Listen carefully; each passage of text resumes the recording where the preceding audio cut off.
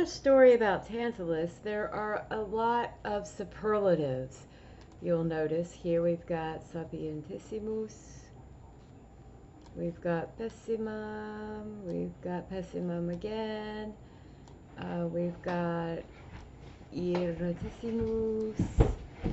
So this is a very good time to cover those superlative adjectives.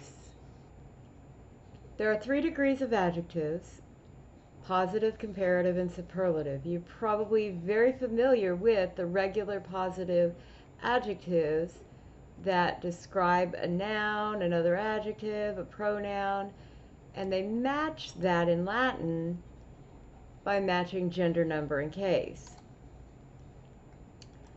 So you know that a singular masculine nominative noun should be modified by a singular masculine nominative adjective.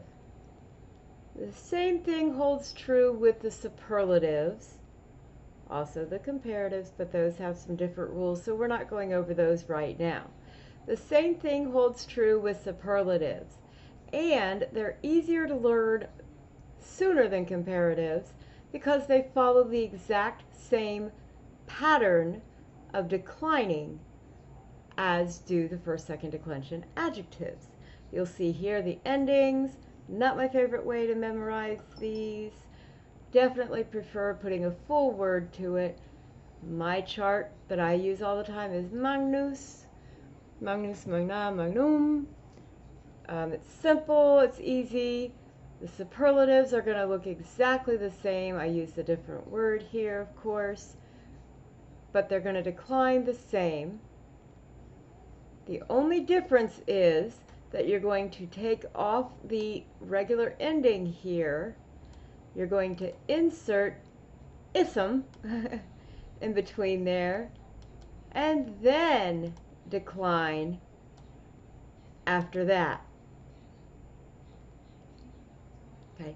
In the story, you see lots of superlatives here. We've got this most awful or the worst pride.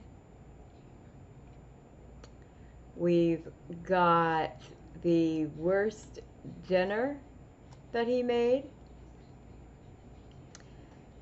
And later on we've got Jupiter was very angry. Okay, so it can also mean very whatever word we're talking about. There are irregular adjectives, as there are irregular stuff all through Latin. 6 of these from the third declension, they end in this lis. So instead of following this ism pattern, we're going to insert the li in here. And then decline, actually you're going to insert lim, lim, limus basically, but then you're going to decline the us here, just like first, second declension adjectives. So there you go. You can look these up on Latin lexicon. Here's the breakdown of how it works. Then, of course, there are these adjectives that are utterly irregular in every way, so you have to just simply memorize them. I will provide this slide. You can pull the chart out of here if you want to use. However, you want to use that for your students. It will be there for you, but they just have to memorize these. And it's really not that hard. We already know that optime, the adjective, is the best. You know, maxime is the greatest. Pessime is the worst. So really, memorizing the rest of these isn't that hard. Okay. And then there's plus, which is, it has a mixed I stem for its declension, so it's the weirdest of the weird for all of them. It acts as a neuter noun in the singular.